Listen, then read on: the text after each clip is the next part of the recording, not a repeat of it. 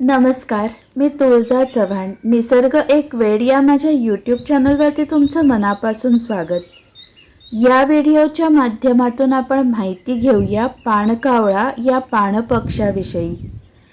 सगळ्यात आधी आपण समजून घेऊया की हे पाणपक्षी आपल्या पर्यावरणासाठी किती महत्त्वाचे असतात. हे पाणपक्षी निसर्गाचा समतोल राखतात आणि जलसाठ्यांचे आरोग्य चांगले राखण्यातही मदत करतात.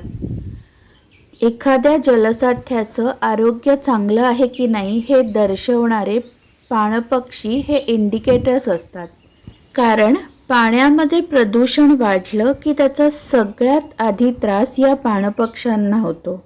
आत्ता आपण माहिती घेऊया पाणकावळ्याविषयी. पाणकावळा हा साधारणपणे आपल्या नेहमीच्या कावळ्यापेक्षा आकाराने थोडा मोठा असतो. हे पक्षी गोड्या पाण्याच्या नद्या, सरोवर, तलाव यांच्याजवळ राहणं पसंत करतात.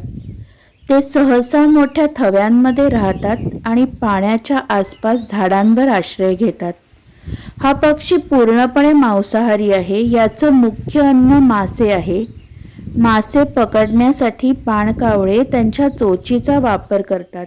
लांब व लवचिक मान, टोकाला हुकाप्रमाणे वळलेली चोच, बोटांना जोडलेले पडदे आणि या सगळ्याच्या बरोबरीने खोल आणि गढूळ पाण्यात पाहू शकणारे डोळे यांच्या सहाय्याने पाणकावळे पाण्यात खोलवर जाऊन सूर मारून मासे पकडू शकतात.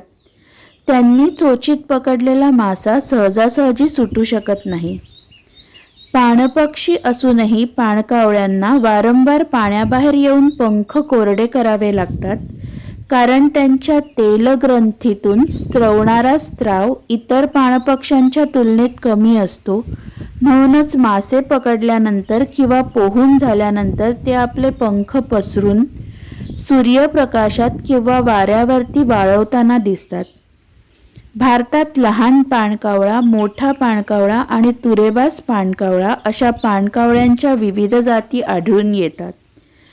पाणकावळे पर्यावरणाचा एक महत्त्वाचा भाग आहेत. ते जलाशयांमधील आजारी किंवा मृत मासे खाऊन पाण्याची स्वच्छता राखण्यास अप्रत्यक्षपणे मदत करतात.